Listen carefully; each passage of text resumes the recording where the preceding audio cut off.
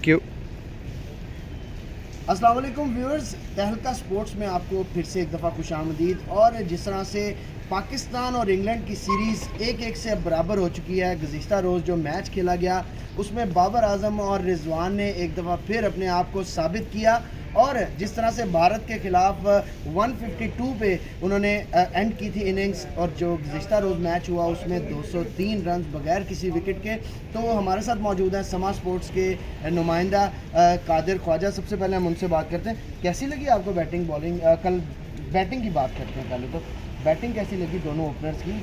काफ़ी दिनों से क्रिटिसाइज़ किया जा रहा था, कुछ साबिक क्रिकेटर्स उन पर क्रिटिसिज्म कर रहे थे कि हम इन्हें बॉल्स ऐसी कराते थे कि इनका स्ट्राइक रेट जो है वो कम होता है। तो रात में तो बाबर ने प्रूव कर दिया, 62 गेंदों पे सेंचुरी मार दी उन्होंने। देखिए, ये पहले भी चीज़ें होती रही थी कि पीएसएल में कहा जाता था कि मोहम्मद रिजवान और बाबर आजम दायरे से पार शॉट नहीं खेल सकते, लेकिन बाबर ने उधर भी लोगों को गलत साबित किया था, रिजवान ने भी गलत साबित किया मुल्तान सुल्तान की नुमाइंदगी करके।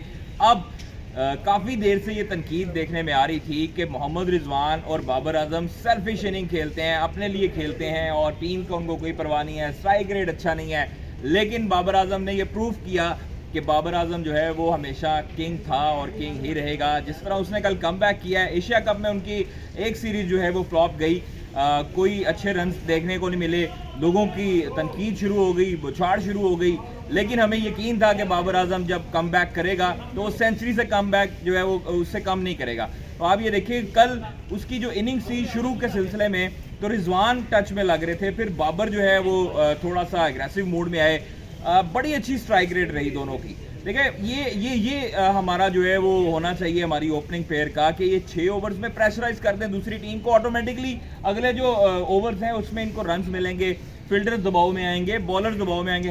हेल्स ने जो है वो कैच छोड़ा था रिजवान का शुरू में, तो फिर उसने रिजवान ने साबित किया कि जब कैच छूटता है किसी बड़े प्लेयर का तो उसके बाद वो कमबैक करता है। खुशदिल शाह ने छोड़ा मोइन अली का, तो आप ये देखिए उसने कैसा कमबैक किया।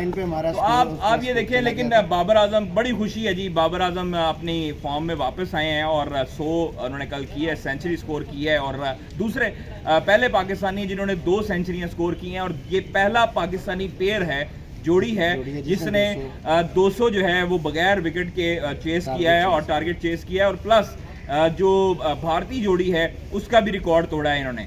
तो 36 इनिंग्स में इन्होंने इनका रिकॉर्ड तोड़ा है और 1800 रन बनाए हैं। तो ये बड़ी अचीवमेंट है। कल काफी रिकॉर्ड्स बने हैं बिलाल, कल बड़ा मजा आया मैच देखने का। और शुरू में जब 10 ओवर थे उस वक्त देखने में ये सूरत हाल थी कि 120 रन चाहिए थे अगले 10 ओवर के।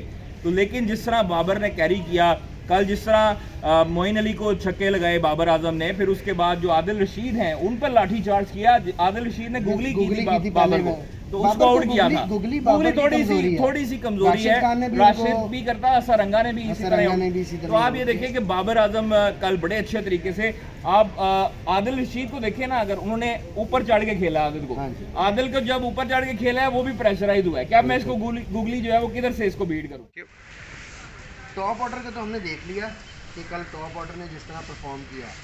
मिडल ऑर्डर का क्या इशू चल रहा है। खुशदिल शाह, आसिफ अली, इफ्तिखार चाचा, ये तीनों क्या कर रहे हैं, क्यों, क्या मुझे लगता है कि दबाव में है। किस चीज़ का दबाव यार, किस चीज़ का दबाव हो सकता है बिलाल? 3 साल से ये लोग टीम के साथ हैं।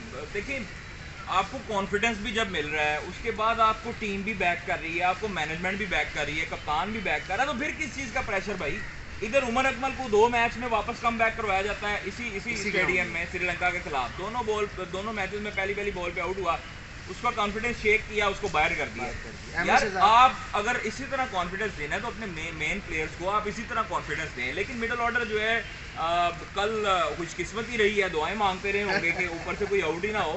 ऊपर से कोई आउट नहीं हुआ और इनकी खुशकिस्मती थी। आज जो मैच है, तीसरा जो मैच है, बाकी जो मैचेस हैं पीछे आज के मैच को निकाल के 4 मैचेस जो पीछे हैं उस पे मिडल ऑर्डर को देखना बड़ा ज़रूरी है। आप ये देखें, कप्तान और रमीज राजा साहब ने जो शुएब मलिक के नहीं मान रहे, वो इन पे रिलाय कर रहे हैं। अगर ये लोग परफॉर्म नहीं करेंगे तो फिर वो बड़े जो हैं वो क्या जवाब देंगे लोगों को भाई। इसीलिए हमारे मिडल ऑर्डर इस वक्त जो है काफ़ी मुश्किलात का शिकार है, लेकिन खुशी इस बात की है कि किंग वापस आ गया है और अपनी फॉर्म में वापस आया है, और बहुत जल्दी है, रिजवान, और बड़ी विराट जल्दी कोहली है। 3 साल लगे।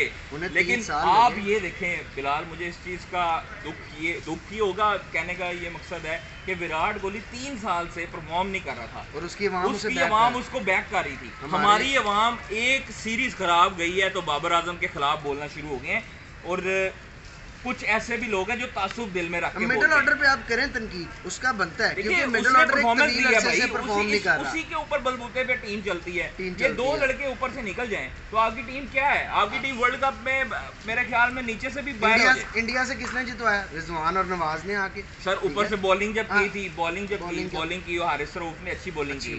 हारिस रऊफ नो डाउट अच्छा बॉलर है, डेथ ओवर्स में भी और इनिशियल में भी स्लो वन करता है, बाउंसर करता है, वेरिएशंस आ गई हैं उसके पास। शाहीन अफरीदी का बड़ा जरूरी है इस टीम में वापस आना, लेकिन जब मोराल तब बुलंद होगा। आप देख लेना टीम का एकदम जो परफॉर्मेंस पेज जो होगा, एवरेज होगी, वो ऊपर चले जाएगी। लेकिन मुझे लगता है आज एक चेंज करेंगे बॉलिंग में यार। नसीम शाह की जगह हसनैन को खिलाने का मुझे समझ नहीं आया। हसनैन सिर्फ लगाता है जोर।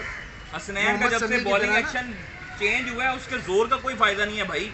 इंग्लैंड में जब वो शॉर्ट पिच करेगा जोर के साथ तो वो तो ढूंढते हैं ऐसे हलवे बॉलर को, ये तेज बॉलर हो और उसको बस ऐसे फ्लिक करे, एरन फिंच फ्लिक करे, वार्नर फ्लिक करे, स्मिथ करे, तो पर उसके बाद जो है वो ये है कि आज हो सकता है हसनैन को वापस बिठाकर नसीम शाह को लेकर आए। मोहम्मद वसीम जूनियर का भी आना बहुत ज़रूरी है, और इसके साथ साथ शाहीन शाह अफरीदी का भी कमबैक करना बहुत ज़रूरी है। अगर ये कमबैक करेंगे तो हमारा बॉलिंग स्ट्रक्चर मजबूत होगा। जिस तरह से हमें 200 स्कोर पड़ रहा है वो नहीं पड़ेगा, और साथ साथ मिडल ऑर्डर जो है उसको भी थोड़ा सा कंसर्न शो करना पड़ेगा कि वो जिम्मेदारी के साथ खेलें। ये ना देखें कि आकर कोई और संभालेगा। वही है, बाबर आजम नहीं चलते, खुदा ना खास्ता रिजवान नहीं चलते, तो मिडल ऑर्डर पे सारी जिम्मेदारी आती है और मिडल ऑर्डर को परफॉर्म करना होगा, तो ही हम मैचेस आगे जीतते रहेंगे। और आज के मैच में देखते हैं कि टॉप ऑर्डर ही करता है काम या हमारा मिडल ऑर्डर पे कोई जिम्मेदारी आती है। शुक्रिया।